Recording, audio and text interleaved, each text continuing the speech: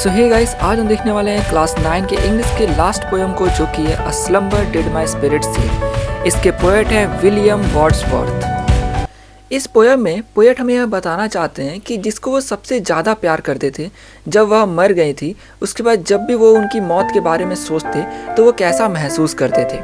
तो चलिए अब हम इस पोएम को शुरू करते हैं।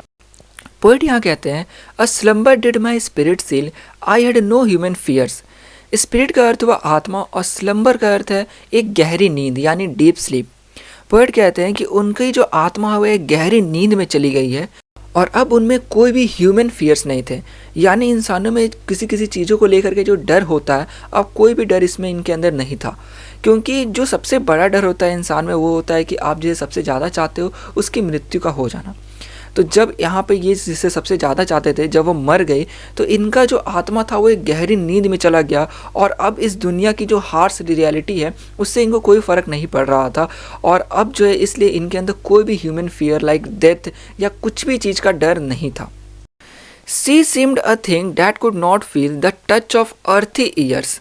यहाँ पोएट कहते हैं कि जब वो उस मरी हुई बॉडी को देखते हैं तो इन्हें यह पता चलता है कि अब वो कुछ भी महसूस नहीं कर पा रही होंगी, यानी जितने भी उनके सेंसेस थे वो सब अब ख़त्म हो चुके होंगे, बंद हो चुके होंगे। और यहाँ पे द टच ऑफ अर्थी ईयर्स का अर्थ हुआ कि जैसे कि हमारा हर दिन जो है उम्र बढ़ता रहता है, उम्र बोलो कि गुजरता रहता है।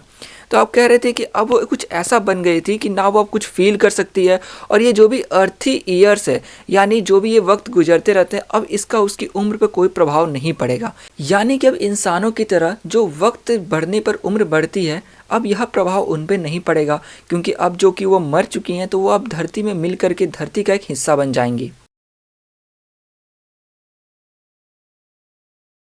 No motion has see now no force, यानी वो एक ही जगह पर बिना किसी मोशन के, बिना किसी हलचल के पड़ी हुई हैं और उनमें कोई भी फोर्स नहीं है।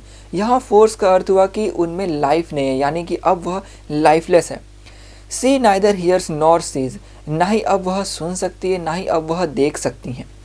Rolled around in earth diagonal course with rocks and stones and trees. Earth diagonal course का मतलब कि अर्थ का जो डेली कोर्स है और वह है कि वह अपने एक्सिस पर रोटेट करता रहता है। तो यहाँ पे इनका कहने का अर्थ हुआ कि वह अब धरती में मिल करके धरती का एक हिस्सा बन जाएंगी और वक्त के साथ साथ वह कभी रॉक्स, कभी स्टोन्स और कभी ट्री के अंश में पाएंगी, यानी कि जो उनका शरीर है अब वो धरती में मिल जाएगा। तो वक्त के साथ साथ उनका शरीर का जो अंश है वो धरती में मिल करके कभी रॉक्स तो कभी स्टोन्स या कभी ट्रीज के जो हिस्से हैं वो बन जाएंगे। और पोएट की यही सोच उनके दुख को ही बहुत कम करती है, क्योंकि वह जानते हैं कि भले ही वो जिसे सबसे ज़्यादा चाहते थे वह मर गई हैं, लेकिन अब भी वो इसी धरती पे मौजूद है। इनके कहने का अर्थ हुआ कि वह मर के इसी धरती में मिलकर इसका हिस्सा बन गई हैं। तो अब वह वक्त के साथ कभी पत्थर तो कभी पेड़ या कभी किसी और चीज़ का हिस्सा बनाएंगी। तो इसलिए यह कहते हैं कि भले ही अब वह इनसे बात नहीं कर सकती, इनको देख नहीं सकती, लेकिन वह रहेंगी हमेशा इन्हीं के साथ ही इस धरती पर।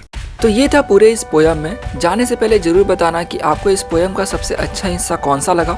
तो इस वीडियो में सिर्फ इतना ही। आशा करूँगा आपको वीडियो अच्छी लगी हो। वीडियो अच्छी लगी तो प्लीज़ लाइक कर दे, दोस्तों से शेयर कर दे और हाँ, चैनल को सब्सक्राइब करना बिल्कुल भी ना भूलें। तो मिलते हैं नेक्स्ट चैप्टर की वीडियो में।